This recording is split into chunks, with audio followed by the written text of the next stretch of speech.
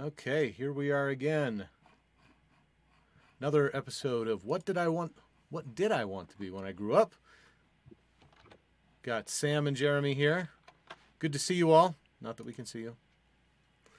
Please remember to like, comment, subscribe, all that fun stuff. Love to see your comments, questions, smart remarks, all kinds of good stuff like that. It makes it fun to chat about that sort of thing. So today for you, Sam, I have one of these, see if you can guess the famous person. Hopefully I didn't give something away about this person previously, but this is somebody very famous worldwide now. Takes a lot of, a little bit of a controversial figure now. Used to be a little less so. I hope I didn't do this one already. Someone who was raised by parents who never went to college. Wrote books starting very early, at age 6. Very, very young. Spent a lot of time in kind of a religious boarding school growing up. That influenced some of her later writing. I was going to ask, is this a she? This one is a she. The interesting thing is, she was rejected by Oxford University in 1982. They wouldn't let her in. Okay. She ended up attending Exeter instead. She's written really, really well-known books. A whole series of them turned into giant blockbuster movies. But her books were rejected by dozens of publishers, just like so many big authors. I think you might have enough to guess that one. Yeah. I love the clues. I'm fine if you want to keep going with some of the clues. Go ahead. Who do you think that one is? J.K. Rowling? J.K. Rowling, definitely. Yeah. Yes. Imagine the kind of creativity it takes to come up with those stories. Wow. Just, Yeah, and I admittly I have not read the Harry Potter series. No way, really? My children lament that. But like my wife has, my kids have, and they're like huge fans. And and so I know about some of the storyline and some of the characters and everything, and we have all the books up on a shelf, and there's a lot there, a lot that's been written. Yeah. And one of the things that has amazed me is like how do you like come up with these complex storylines and complex characters and all these things and keep it consistent throughout the series, Yeah. Well, of course, the hardcore fans will come back and pick it apart, and they'll say, "Hey, you made a mistake here."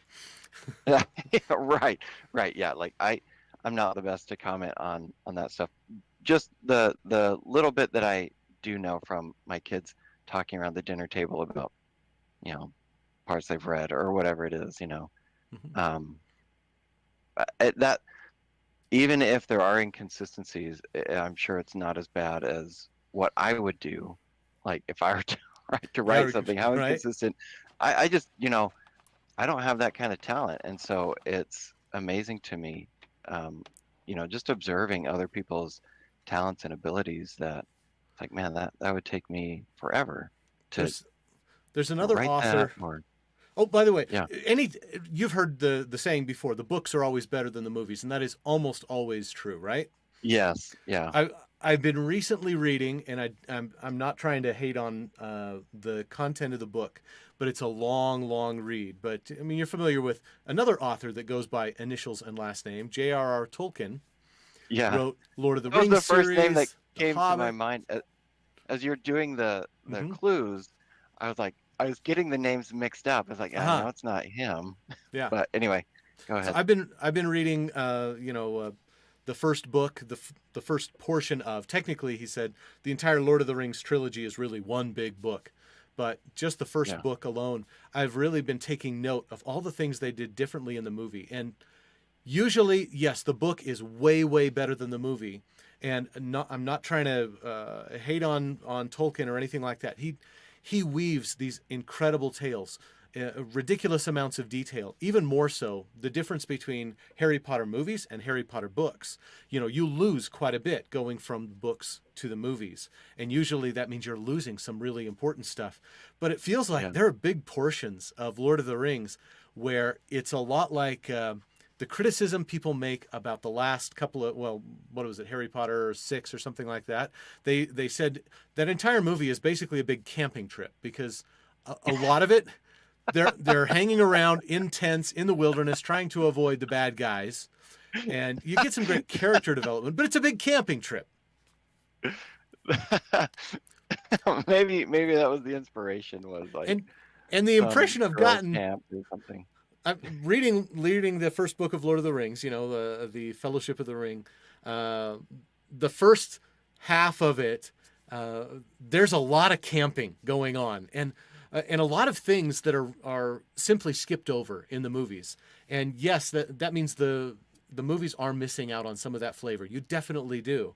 But at the same time, if they had made a movie that followed faithfully the Fellowship of the Ring, it would have been 14 hours long at least, just right there, and wouldn't have had nearly the level of action. For example, the whole, you remember the section where they're at Weathertop and Frodo gets stabbed and he's fading fast and he's going to die. And one of our favorite elves, she comes and gets him, takes him on a horse, rides away from all of the big scary black riders. That section in the book is actually like 2 weeks long, and it's not they're riding on a horse. They're actually still camping. He gets stabbed in the shoulder, and they spend another couple of weeks camping, and the fading takes place instead of over minutes or hours, it takes place over weeks before he finally gets to Elrond's house in there, and they heal him up, and he's all better. And the whole council of Elrond in the movie, you know, it's 5 minutes long. In the book, if you turned it into a movie, it'd be 45 minutes easily, because they spend the whole time recounting all of the backstory. So when you say there's an enormous amount of creativity, oh my goodness, you know, Tolkien, the kind of backstory he put in place. He wrote entire languages, built cultures, the rise and fall of empires in his books, and it's really fascinating. But I guess to our more modern audiences, it's like, oh my goodness, this is just too boring. It's too hard for people to follow. That's interesting. I thought you said that J.K.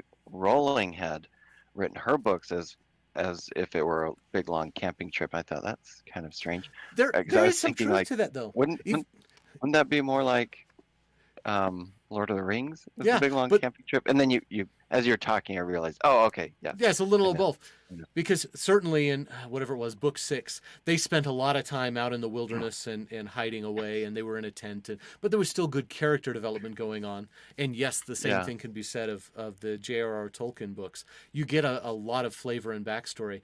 But there's also, they've in some ways simplified and made more intense the characters. You know, the Black Riders in Lord of the Rings in the books seem more human, and in the movies they're more ghostly, more ethereal, more you know, these there you might actually draw some parallels to the Dementors in Harry Potter, that they're more like that, ghost-like or phantom-like. I wonder, like, how much do, like, different authors, how much do they draw inspiration from previous authors, you know, like J.K. Rowling. I'm sure, like, that she read all the Lord of the Rings books and Lion, the Witch, and the Wardrobe, and, you know, and on and on and on, you know, and probably pulled some inspiration from there. I don't know. That's interesting, though. It definitely influenced.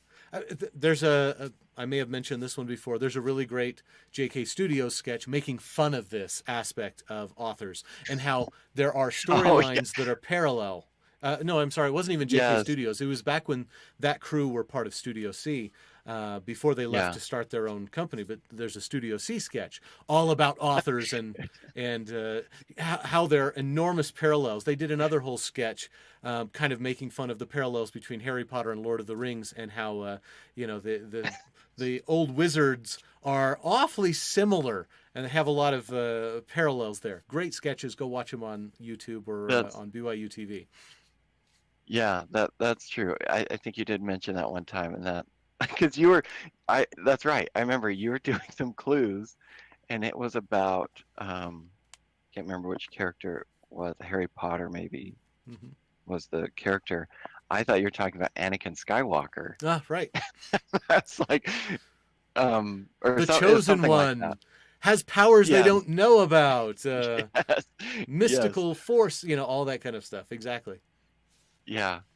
Um, that's that's really funny.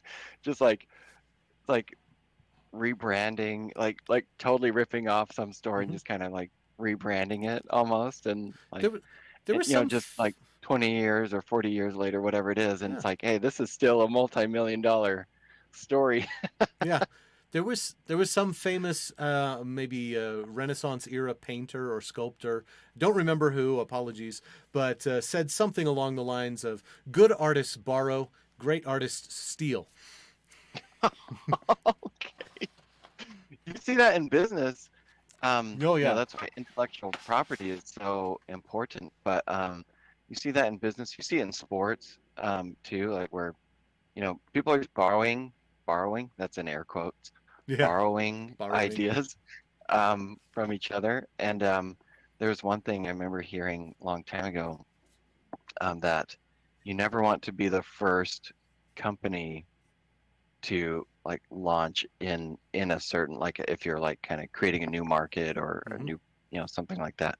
You never want to be the first one because you are blazing the trail. You are the one overcoming the obstacles and the hurdles, and then Yep. once you have reached a point where it's like, oh, we've kind of solved all these major problems, then other people start copying what you've And done, then so you have all these sometimes they copycats. become more successful. Yeah, and they learn from your mistakes. They don't have to go through the same problems and challenges that you Yeah. did, that sort of thing. It's better to be a copycat oftentimes than Hmm. to be the first one.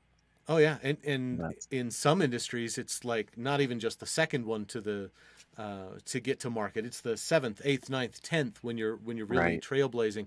You know, the earliest makers of personal computers, the Altairs and the Commodore 64s of the world.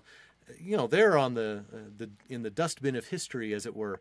And the ones who made it much, who did much better, right? You ended up with like the IBMs and the Apples of the world, and Apple nearly went under Right. many, many different times, and if they hadn't Yeah. reinvented themselves as a mobile device company, they'd probably still be this very small niche kind of thing. And now they have grown to be the evil empire that they used to make fun of and decry. That's that's true. That's interesting how that's kind of turned around. Well, and Did you Google's ever done the see same any of thing, those? right? Yeah. What was Google's their Don't be slogan or evil, motto? something like that. Yes, yes, that's the one. Like, don't be evil. Like, Now it's and officially now, dropped.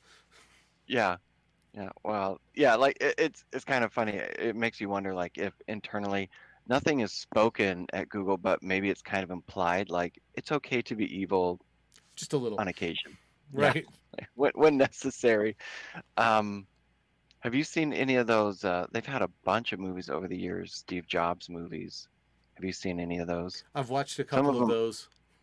There was one a long time ago on.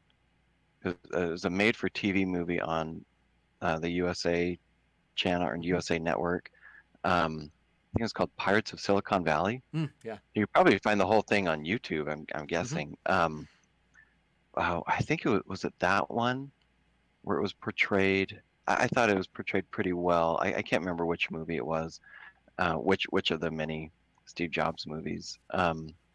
But I think it was that one where they were they're portraying how Steve Jobs and Steve Wozniak were creating these personal computers, and they're starting to make it big. And then comes along this guy named oh my gosh, Bill Gates. I almost Yep. lost lost his name.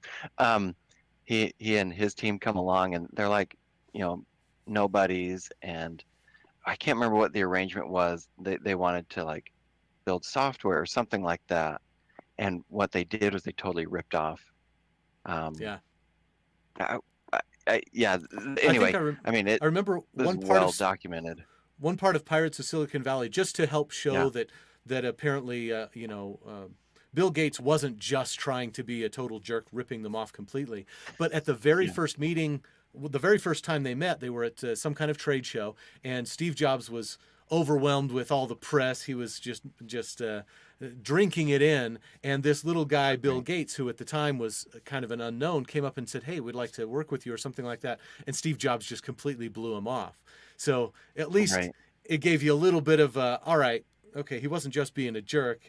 We tried to work with you, and you wouldn't. You Yeah. weren't interested.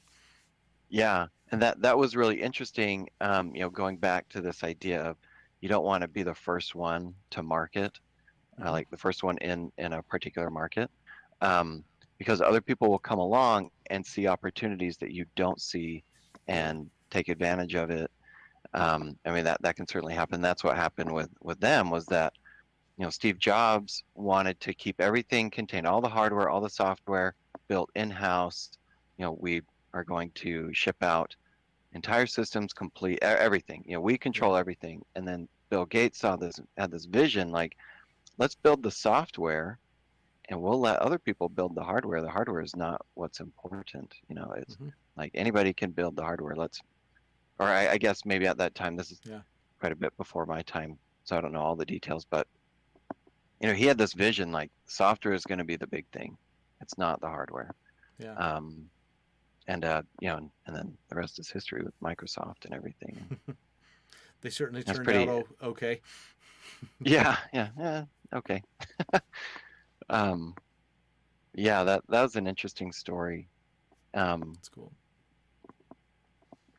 What was so you hear about the what was it, the 1984? There's just this, like, you throw that out there, 1984. Is that a reference from a book? Yeah. I think that's a reference from a book, right? Yeah, it's and sort then of Apple used it in their commercials. An end of the world kind of Big Brother is controlling the entire universe, and they made a play off of that to make the big ad introducing the Mac that was supposed to be the rebel coming to take you away from this monolithic, mindless Big Brother who controls the computer world of IBM. And here's the Mac. It's going to be so much better. That's right. What book was that from? The book was actually called 1984, and I don't remember for sure I don't know if it was Isaac Asimov or somebody else, but of that kind of era, one of those kind of books, and it was a dystopian future thriller. I mean, we have that's another literary theme that just goes on all the time, right? It's the robot apocalypse, it's the zombie apocalypse, it's the virus that turns people into zombie apocalypse. Will Smith in New York City trying to come up with the cure in whatever that one was called. That one was kind of fun. Hitch? Just kidding. Yeah, right. That was totally Hitch. Yeah, and he takes one of the zombies out on a jet ski, and it kind of gets clogged up on the way out to Ellis Island, something like that. I think you might be confusing a couple of movies, but we'll go with it. Right. Anyway, that's okay. I'd always wondered, because I'd never read that book, but I'd heard references to 1984, and I'd seen the commercials, and I was like, what is that? Anyway, so that's good to know. That's cool. One more thing, we should probably wrap up here in just a couple more minutes, but one more thing that you said earlier triggered a thought, how different writers kind of copy or borrow or steal ideas from others. Yeah. So borrow. The one that Star Trek fans like to go back to is, all right, Star Wars has a much bigger fandom, certainly, but a lot of the ideas they had were kind of borrowed or stolen from Star Trek in a lot of ways.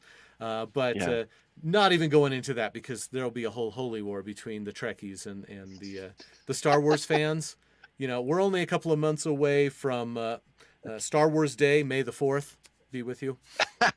Right. Apparently, they're shutting down Disneyland the evening of Star Wars Day for May the 4th for some big Oh, event really? or something like that. Yeah, if you go that day, you only Oh, get part of your day because they're shutting down the park oh for some man. extra paid event. They got to bring in as much money as they possibly can for everything. Right. Yeah. But so many ideas, not just between the two shows. Yeah, there's certainly some parallels there as far as the aliens and all of that. But even just look at popular culture, real technology. There are things that have been inspired from, it's still not uncommon. Now it's no more, not as often, the big clunky Bluetooth earpieces, but it's people wearing AirPods, things like that. But those were Yeah. heavily inspired by Uhura's giant earpiece. The old flip phones, heavily inspired by the flip open Yeah. communicators. All kinds of things like that were borrowed or outright stolen from literary things. And I guarantee you there were things in Star Trek that were certainly borrowed from Buck Rogers and things that came before it. Yeah.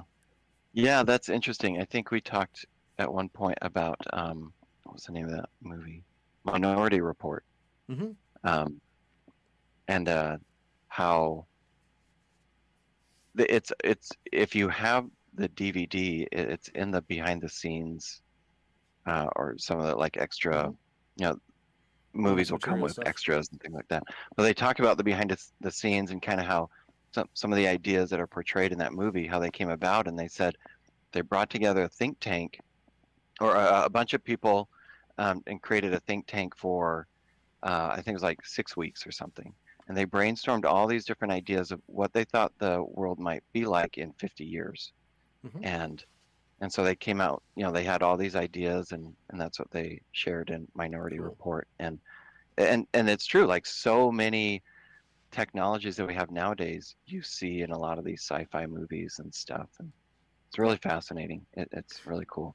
We're still halfway there to some of them. Okay, so we don't have the eye Yeah. scanners that read our retinas everywhere we go and give us targeted ads calling out our names. But Right. until some of the mobile phone manufacturers, including Apple and others, they decided to add some extra security features.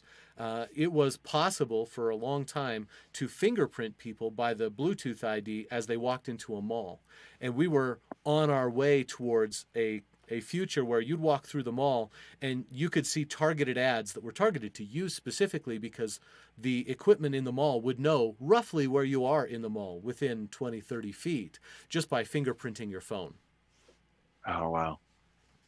That's it's those sorts of things that are really interesting and really fascinating, but yet frightening at the same time. Kind of like Yeah. the AI bots taking over the world. Like, hey, that's Yeah. a really cool technology. Wait a minute. I don't want to be killed. Yeah. Um, um, Oh, yeah. yeah. Anyway, wow. Good stuff. Any other Yeah. thoughts, or should we wrap up for today? I think that's good. I Excellent. don't really have anything else of note to share right now. Well, a shout out to all 6 of our viewers out there, or 8, or whatever it is from some of the recent episodes. Hopefully, people will keep watching. Right. Please share, like, comment, subscribe. Check out our website. We're finally starting to get it put together over at whatdidiwanttobe.com. That's always a good place to find us, just in case it's hard to find us through the search on the various websites where we have the podcasts and the videos. So have a great day, and we'll talk to you next time.